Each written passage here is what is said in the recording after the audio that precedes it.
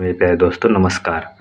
आज क्लास 12 का biology subject पढ़ने वाले हैं दोस्तों, जो कि चैप्टर 4 से लिया गया है। आज का प्रश्न बहुत ही इम्पोर्टेंट है, जो कि परीक्षा में आया हुआ प्रश्न सेलेक्टेड क्वेश्चन है, जो 2024 में आया हुआ प्रश्न है। प्रश्न क्या था? एकल संकर क्रॉस क्या है? एकल संकर क्रॉस क्या है? ये आया हुआ क्वेश्चन है 2024 में। तो हम इसको देखते हैं, जो कि बहुत इजी है और बहुत मोस्ट है। एकल संकर क्रॉस ऐसा क्रॉस जिसमें एक समय में एक जीन के दो वैकल्पिक रूपों की वंशागत का अध्ययन किया जाता है, एकल संकर क्रॉस मोनोहाइब्रिड क्रॉस कहलाता है। मतलब बात ये है प्यारे बच्चों कि ऐसा क्रॉस जिसमें एक समय में मतलब एक पार्टिकुलर टाइम में मतलब एक समय में एक जीन के दो रूपों की वंशागत का अध्ययन किया जाता है। कहने मतलब कि एक ही जीन रहेंगे लेकिन दो रूपों की वंशागति हो रहेगा, ठीक है ना।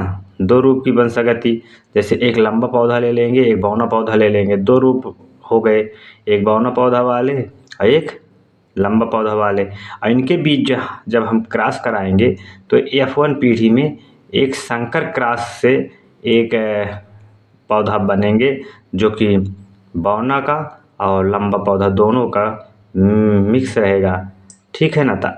तो इसको एक संकर क्रॉस कहते हैं, मोनोहाइब्रिड्स क्रॉस।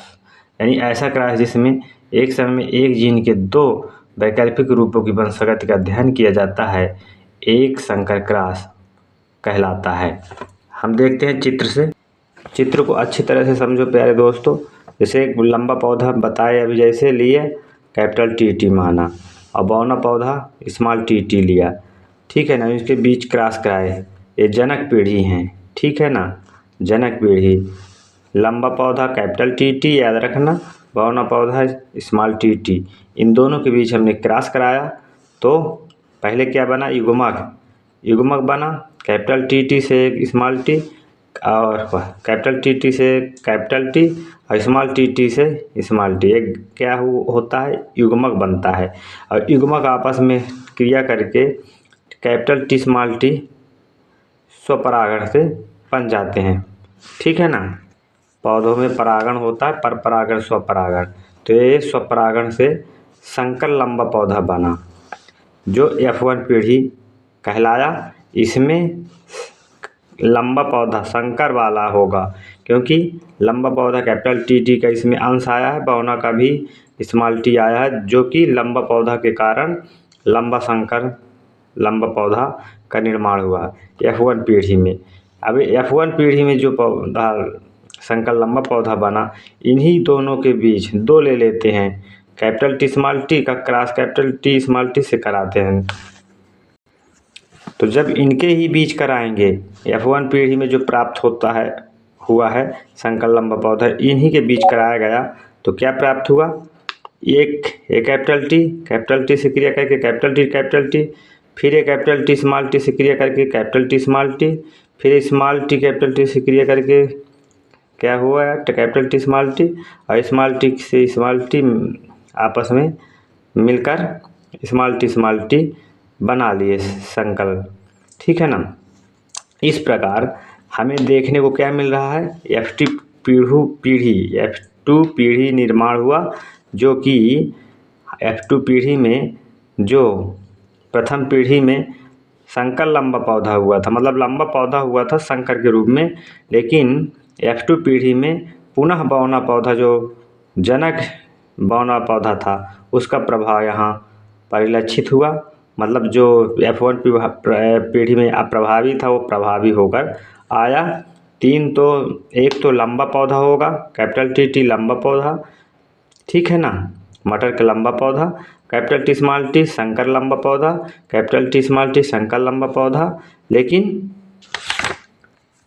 स्मॉल टी बौना होगा, जो कि प्योर बौना होगा F2 पीढ़ी में। तो हमें इससे जानकारी मिला कि F1 पीढ़ी में संकर लंबा पौधा होता है, लेकिन F2 पीढ़ी में पुनः जनक पौधा का जो बौना था वो उत्पन्न हुआ। अब इसमें दो टाइप होते हैं, फिनोटाइप और जीनोटाइप। फिनोटाइप में देखने से पता चलता है कि कितने बौना पौधा और कितने लंबा पौधा। तो एक विशेष लंबा पौधा हुआ प्योर और दो संकरित लंबा पौधा, यानी लंबा पौधा कुल मिला के 3 हुए, 3:1, 3:1। ये क्या है? फिनोटाइप। ये 1 क्या है? A1 क्या है? बौना पौधा। लेकिन जीनोटाइप की बात करें तो 1:2:1, यानी 1 एक संकर पौधा प्योर लंबा पौधा और 2 संकर लंबा पौधा और 1 बौना पौधा हुआ।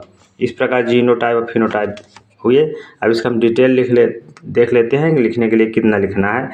आपको जितना ज़रूरी है उतना ही हम प्रोवाइड करवाते हैं। परिभाषा तो बता दिया गया था।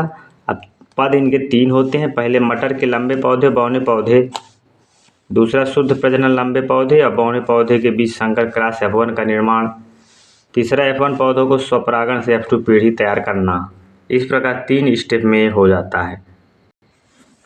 मेंडल का प्रभाविता नियम यह बताता है कि एक जोड़ा विपर्यासी विभेदकों में अंतर रखने वाले 2 शुद्ध प्रजननी पौधों के संकर से बनी F1 पीढ़ी में केवल एक ही जनक के लक्षण प्रकट होते हैं। F1 पीढ़ी में एक ही जनक के लक्षण प्रकट होते हैं, जैसे कि आपने को बताया गया वहाँ कि संकर लंबा हुआ, अर्थात यह विभेदक प्रभावी कहलाता है जी, ठीक है ना।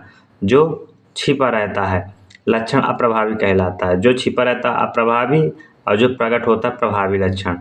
तो एक ही F1 में पीढ़ी में एक ही दिखाई दिया जो संकर लंबा पौधा, ठीक है ना। लेकिन अप्रभावी जो बौना था प्रभावी था। लेकिन मेंडल का प्रभाविता का नियम F2 पीढ़ी में देखा गया कि अप्रभावी लक्षणों के पुनः प्रकट होने की भी व्याख्या करता है। लेकिन मेंडल का जो प्रभाविता नियम है, इसको हम ये भी कह सकते हैं कि प्रभाविता नियम क्या है, तो ये प्रभाविता नियम में भी काम करता है।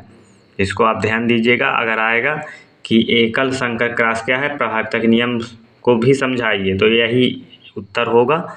यानी पहले पीढ़ी में संकर लंबा हुआ, लेकिन दूसरा पीढ़ी में बौनापन भी हुआ, जो कि जनक पीढ़ी से आया हुआ था। इस प्रकार बच्चों आपको समझ में आ गया। स्क्रीनशॉट कर एक नोट्स बनाकर आप याद कर लीजिए। ये वीडियो कैसे लगा आप कमेंट के माध्यम से ज़रूर बताएं। Thank you all student. हमारे चैनल में सभी विषय की पढ़ाई करवाई जाती हैं। बच्चों आपको केवल सपोर्ट चाहिए, बस, इससे अधिक कुछ नहीं। आप सब्सक्राइब करें और शेयर करें। Okay, thank you.